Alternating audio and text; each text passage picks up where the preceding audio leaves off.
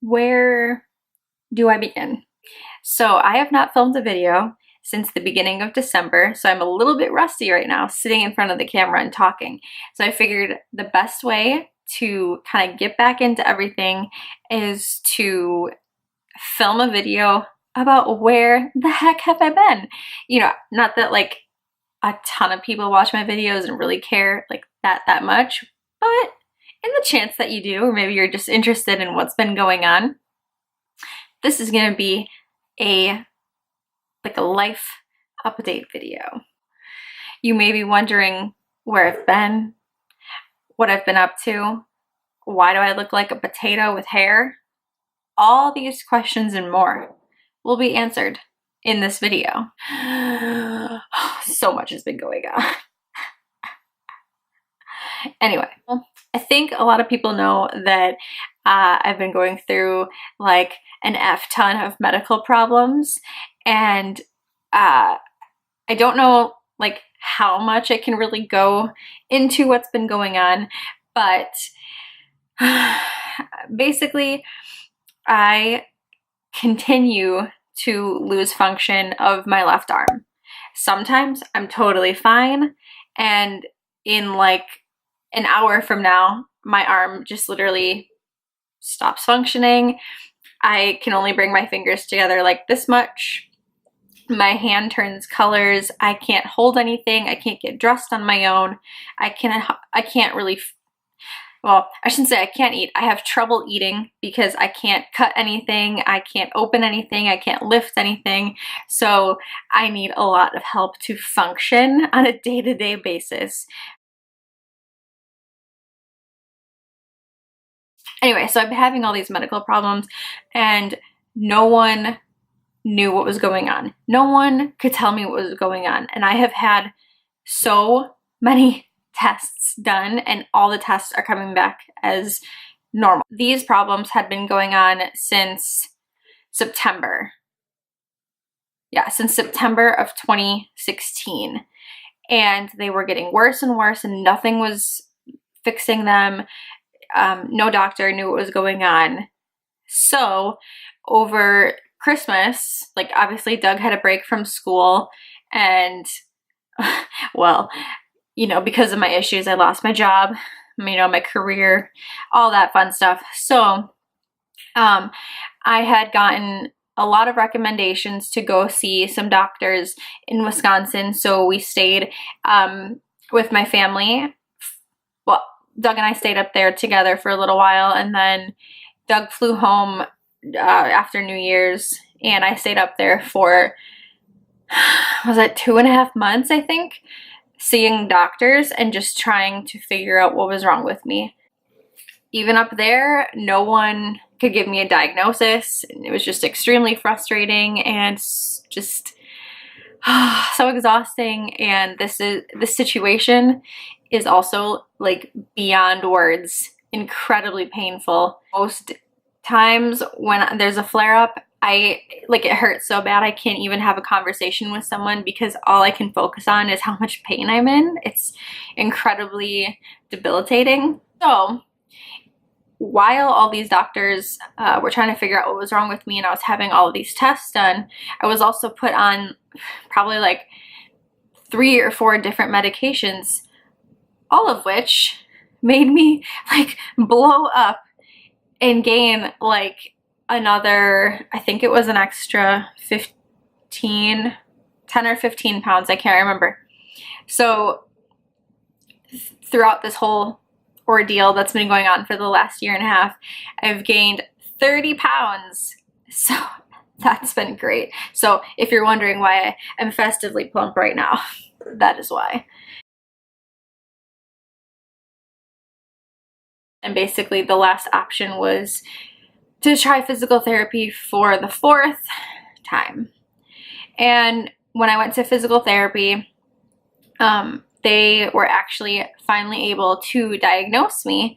It's a very difficult diagnosis to get, mostly because all of the tests show up negative. So, you know, in the medical field, if your tests are normal, well, everything is fine, even if like your arm is falling off. you're fine. So I was finally diagnosed with something called thoracic outlet syndrome, or TOS. And essentially what's happening is this area right here, there is a huge bundle of nerves and muscles and arteries and veins that run from like coming out of your neck down underneath your collarbone, and they all branch out and, you know, send functions to your arm, your hand, your fingers, and everything. And what's happening is that for me, that area is being compressed and it is stopping everything from flowing in, you know, correctly as it should into my arm. But yeah, so that's basically why I keep losing function, why my hand is turning colors, it swells up, like it gets huge. Like half the time I can't even wear my my ring because we literally cannot get it on or off my hand. Like it's super terrifying when that happens. I'm in physical therapy now 3 days a week, trying to, you know, work on my posture and trying to strengthen myself and trying to open this area up to prevent myself from having to have a third surgery. Oh my God. Thoracic outlet syndrome is technically considered a rare disease. I think it only affects like, I mean, not that it's like a super, super small number, but it only affects like, I think maybe 200,000 people in the United States.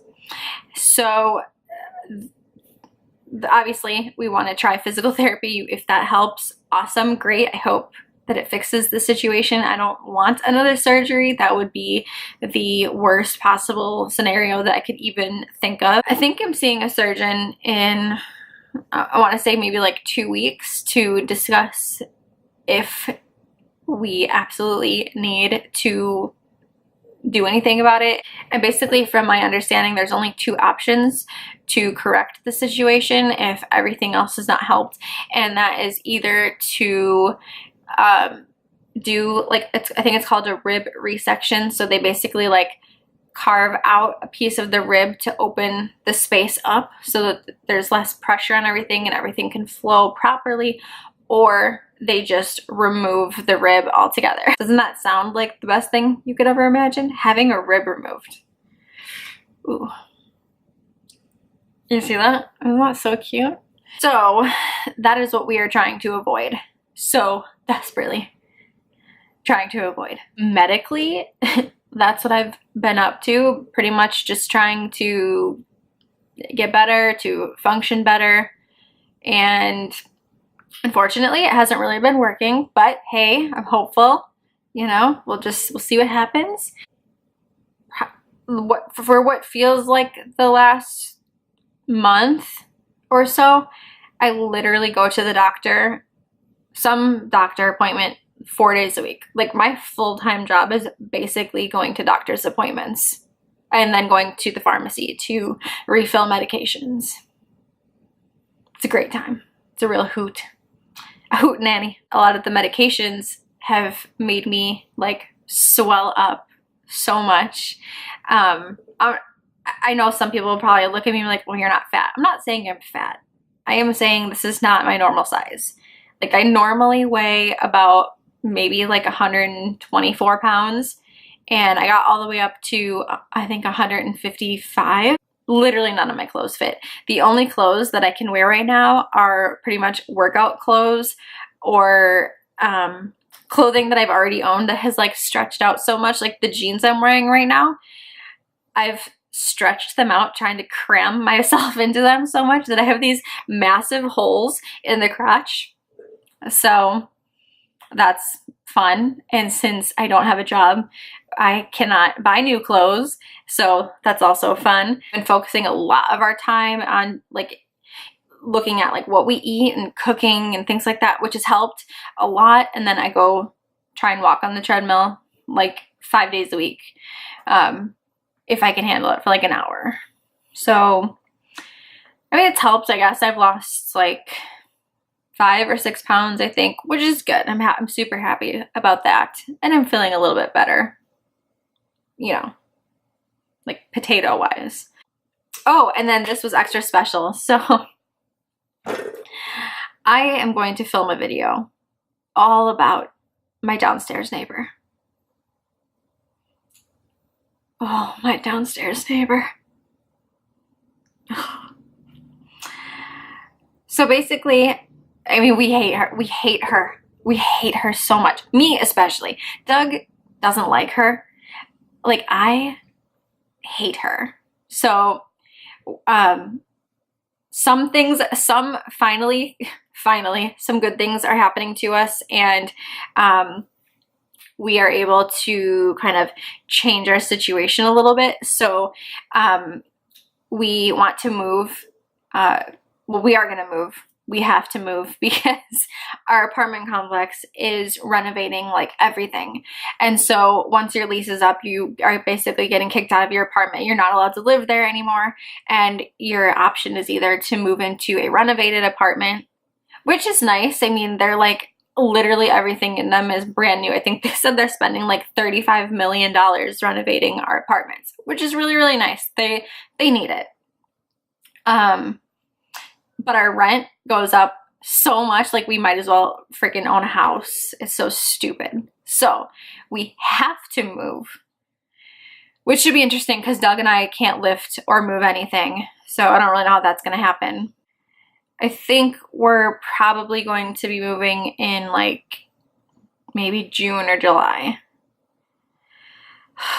But it also depends on if I have to have another surgery. That like could really mess with our timeline. But anyway, that downstairs effing neighbor. A lot of you have said you would watch my video if I made a video about her. And I think I could probably do like a good 2 videos on her, I'm thinking. Probably a good 2 videos. And hopefully that would be enjoyable for everyone. Oh my God. And after Doug and I had been married for almost a year and a half, I finally legally changed my name. So that was exciting because the first time that Doug and I went to try to go change my name, we almost got into a fist fight with someone in the parking lot of the Social Security office. If you don't know Doug and I personally, something always happens to us. Like most people, you know, maybe like once in a while, like, oh man, the dryer broke, we have to get a new one or something. Like, you know, things like that happen like once in a while, or, you know, they just might have a bad day. For Doug and I, it's like something really bad just always happens to us. Like, I swear we have like the worst luck. So I was thinking to bring some humor to this channel, that I might start doing like some story time videos. So as I mentioned before, like we hate our downstairs neighbor. She is the actual devil. So I have a really good story about it's like her and this homeless person that I let into our apartment. That's one option. Another option is when our downstairs neighbor lit her apartment on fire. Downstairs, we're directly above. We almost went up in flames. Okay, that's option number 2. Plus some other things that I can throw in there. I have so many. Have I mentioned how much I hate her? Oh, another good one, something that happened to Doug and I have a really funny canoeing story when we careened into a nest of spiders. That was a special day that I'll never forget. So, and I have been told in my life that I have a way with words. Maybe not like right now, because right now this has not been my best speaking ability, but I can tell a story. So if you're interested in any of the things that have happened to Doug and I, in general, you know, just whatever, I have some good ones coming up for you. So several downstairs neighbor stories, the spider nest. I think they'll be good. Of course, I'll try to get back into filming makeup videos. I think when you don't do something for a long time, it's hard to get back into it. Like working out, if you don't work out for a long time, it's hard to get back into it. So, and right now I'm more than anything focused on my health and getting better and trying to avoid a third surgery. I don't want to have a rib removed. That's not something that I want. So thank you for listening to my story, where I've been, what I've been up to, my medical problems, my weight gain, getting kicked out of our apartment, all that fun stuff. I will definitely see you guys in another video very soon. Bye!